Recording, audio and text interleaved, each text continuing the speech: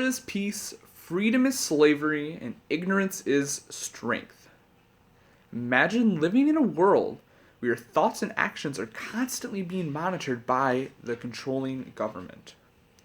Now think, could you stop thoughts that go against the beliefs of the government for your own safety? In 1984, by George Orwell, the main character Winston Smith lives in a dystopian world and he faces constant internal struggles on what to believe.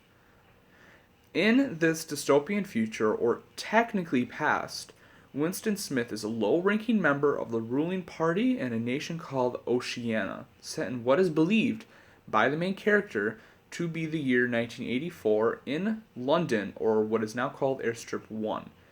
Winston has to live his life constantly censoring his thoughts because in the government, even thinking bad or rebellious thoughts is a crime, or better known as a thought crime.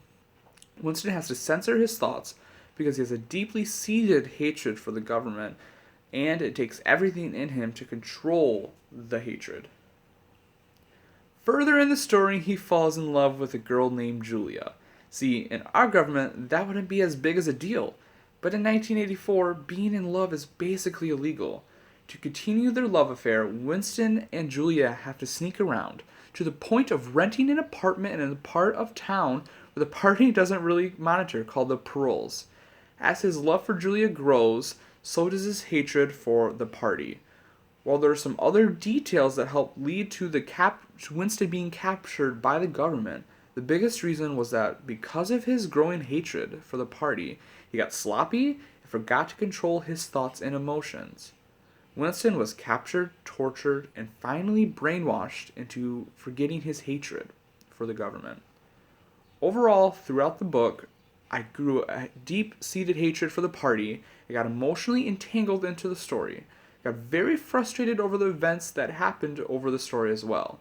This book was very well crafted, and George Orwell did an amazing job crafting a story on what he believed could happen. If anyone wanted a book recommendation under the dystopian genre, I would suggest 1984, but only if I believe they could handle a horrible ending. The execution of the story and the real world aspect that is involved helped me come to a conclusion for my rating of 9.5 out of 10. I gave it a 9.5 out of 10 because of how the book ended, because I was still confused about the government, and because it really relates to today's government. Who controls the past controls the future. Who controls the present controls the past. What happened to Winston after he got released? What happened to the party? What happened to Julia?